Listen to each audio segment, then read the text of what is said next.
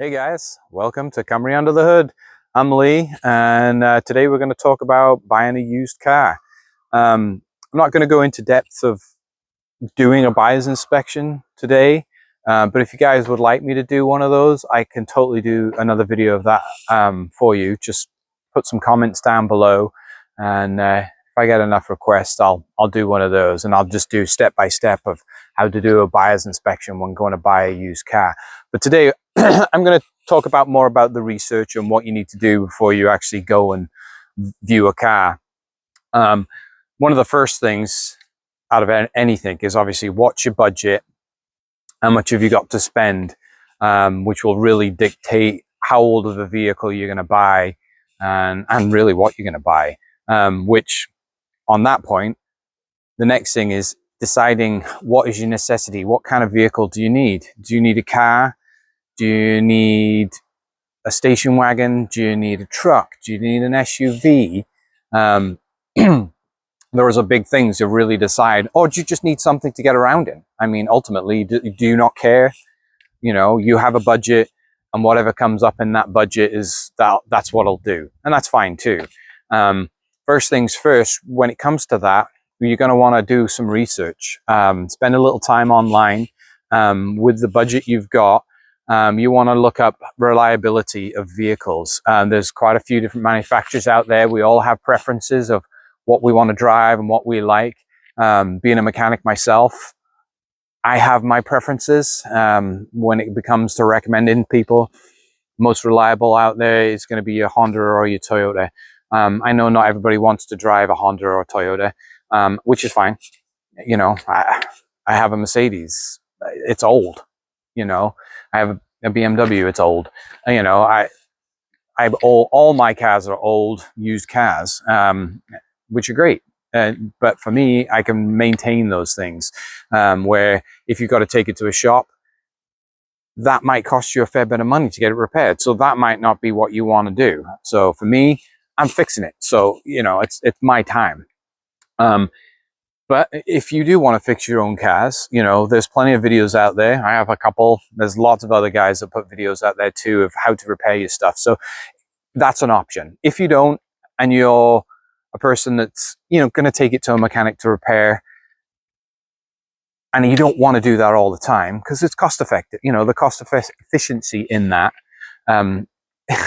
really eats into that budget, you know. So if you're buying a car for $6,000 and you know you have to keep putting a grand in here and a grand there, or 500 bucks, 500, you know, that it doesn't pay. Anyway, I digress. But let's bring it back to doing your research. Okay, you've got your budget, you know what car you want. Now, you could do a Google search, top 10, you know, most reliable vehicles out there. And then you can get an idea of like, okay, here's a few cars that I really like the sound of. Reliability is pretty good. Then the next thing you could look up is what's average repair cost. It varies from car to car. Some average repair costs can be $200 to $400. Some cars, it can be $1,000 every time, you know. So you really need to consider that when buying a used car too. So if you're buying something over 10 years, that's where you're really gonna, you know, want to know that information. So are you going to just be doing your regular oil changes and filters and things like that, which is great. You know, that's not going to cost you a ton. Some of those you can even do yourself. Another thing to consider when doing research too is if once you know those vehicles that you're looking at reliability wise and stuff like that, and then you're going to jump on to, you know, some of these sites to, you know, to start looking for some. There's multiple sites out there. Everybody has their own preferences. You know, you've got Facebook Market these days. You've got your Craigslist. You've got Carvana. You've got Car Max. You've so many. AutoTrade. Anyway, it pays to look on multiple sites. And then also once you start reaching out to people, getting a sense of that buyer, to the seller as well, and getting an idea of, you know, you feeling comfortable with that person. It's a big thing too. And how honest are they? Are they telling you that, you know, it's got some issues and this might need to be fixed and I've done this, that, and the other? And then you can look on Google too, like, are those some of the common problems that those cars are going through? And then you'll know, like, okay, that's had that done, this has had that done, or it needs that. Okay, well, I know that's going to cost me so and so. I can budget that in. And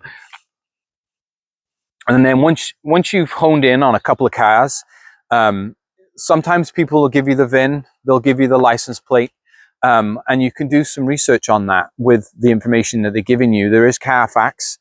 And there's also AutoCheck, where you can put the VIN in, the license plate up, and it can bring up service history and crash history, which you really want to know.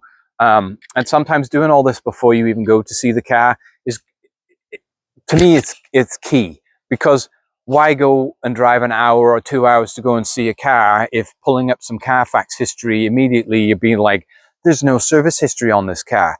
Has it ever been worked on? Maybe it has, but maybe it's been somebody that's done it all themselves. But to you, when you're going to spend your hard-earned money, do you really want to take that risk? I would rather take the risk on a car that I see a service history, even if it's got 1 or 2 little gaps in that history. That's fine. Maybe they went a little long on one service or another, or maybe they took it somewhere that's not part of that system. And there are still some guys out there that do that are not part of the system, which is fine. But do that research first, and then it will definitely save you some money going to see cars, taking that trip, spending that gas to go and check that car out. And once you've found a few, and I know a lot of these sites, there is some cost involved in signing up for Carfax, but they have different tiers depending on how many cars you're going to look up. And then there's also Kelley Blue Book too. If you want to look up the value of that vehicle and what it estimated value is through Kelley Blue Book, you don't necessarily need the VIN number and all that kind of stuff. As long as you got the year, make, model, you can get a rough idea of what the car is valued at, according to Kelley Blue Book. Another thing I like to do as well as that is go on those sites, Facebook Market and all those, and see if it compares to what Kelley Blue Book is estimating at the value of those prices. Sometimes you'll find that the prices on Kelley Blue Book are vastly different from what the market is selling them for. So that's why, like, when you shop around on those sites, you'll see sometimes, like, I don't know, say like a Volkswagen Jetta estimated value was $3,000 in Kelley Blue Book. You go on the marketplaces and you see there's none of them at that price. They're all higher than that. Well, it's just demand. That's what's pushing those prices up, is because people want them. They're desirable. The price is higher, but at least that way you can get an idea of whether you are paying way more than you should do. Kelley Blue Book gives you that rough estimate of what prices are, and then you can do a little bit of research on those different sites. And you might see a car and be like, no, that is way too much. They're asking way too much for what it is. And then after you've kind of gone through that, you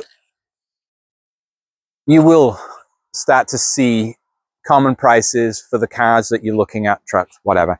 And then you'll hone in, after a little while of doing that little bit of research, you'll hone in on like 1 or 2, 3 cars that you're really interested in.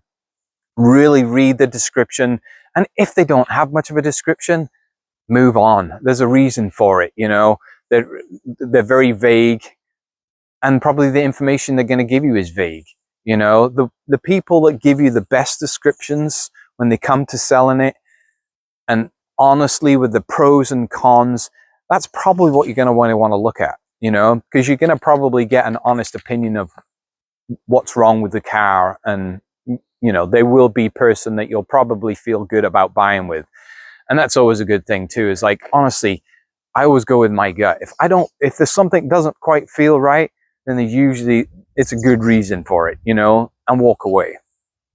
Usually within the first 5 to 10 minutes of looking at the car and being with the person, I can usually get a feel if it's even worth, buying it or even taking it for a test drive. Usually it comes, your gut usually tells you a lot. So I usually try to stick with that when it comes to buying and selling cars, because, you know, it's a personality in itself, you know, when buying a used car, because somebody has been driving it, you know, it takes on a beast of its own.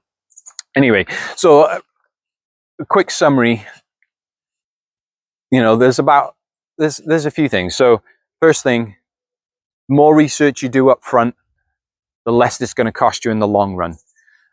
Find those sites that you really like to look on for cars, and just stick to that. You know, stick to that site. If there's one in particular site that you really like and you seem to like the way that it feels when looking at cars, stick to that. Just do it. And then the websites that are out there for you to get the best information on the history of that vehicle, utilize them. Spend that money. It's worth it in the long run. And then one thing I missed on, which there's a couple of ways to do it. You can either do a buyer's inspection yourself.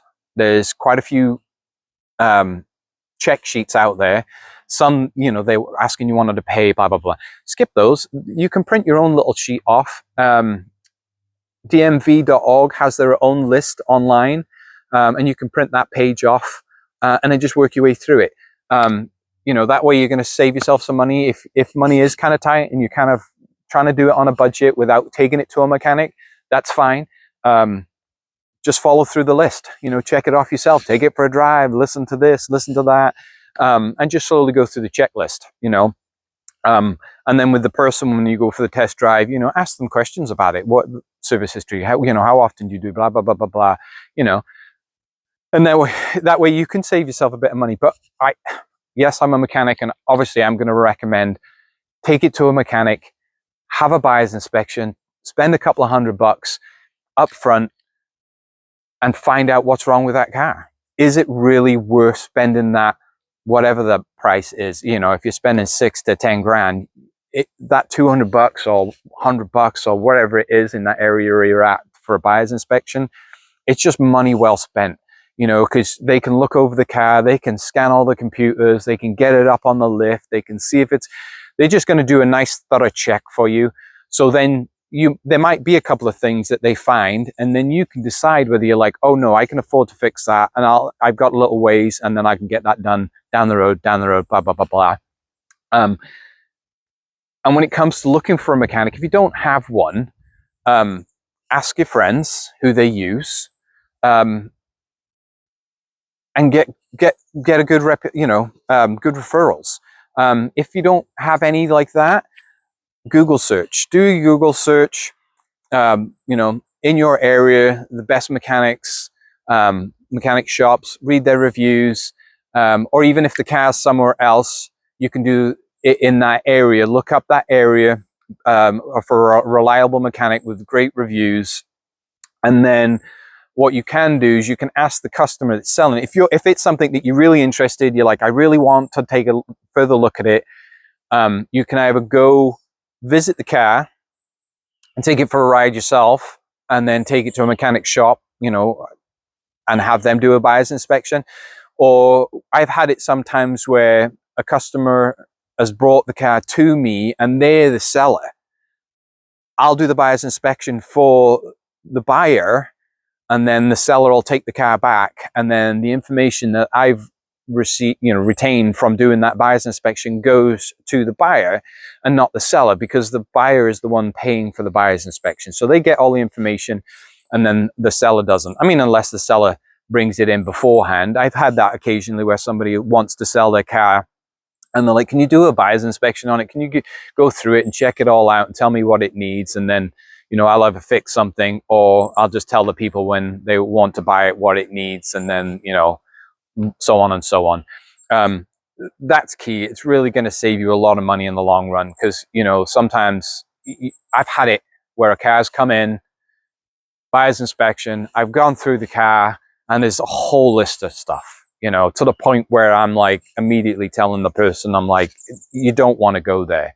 You know, it needs this, this, this, and this, and this. These things can cause this, that, blah, blah, blah, blah, blah, blah, blah. anyway, I digress. But it just saves you ultimately. So keys for me: do your research, find out what you want, know your budget, get a good mechanic for a buyer's inspection, or if not, get a good checklist. When you go through that checklist thoroughly when you take it for a ride, whether the seller's in the car or not. You're the one spending your money. It's you that matters. And if they really want to sell it, they'll be honest with you and not have a problem with you doing that. If they do, then there's probably something they're hiding, and maybe you should just go and look at the next one. So anyway, I've tried to cover as much as I can. Obviously, I keep saying research, research, research, and it is key. Ultimately key. You know, have a good mechanic, you know, that you can talk to, and just do your homework, honestly. On that note, as I've kept on piping about it, I'm going to end it. Any questions, hit them down in the comments below. I'll put a bunch of links in the description of some of the sites that I recommended during this video. Yeah, just like and subscribe, guys. And if you guys want me to do one of those videos for a buyer's inspection, I'll follow one of those check sheets and we'll just go through it on one of my cars, and you know, we'll go through it, and then you can kind of see the process that I go through when it comes to putting it on the lift, going for a ride or whatever. But yeah, hit me up. Tell me, do you want one of those or not? If not, I won't. But anyway, thanks guys. Enjoy. Like and subscribe. See you next time.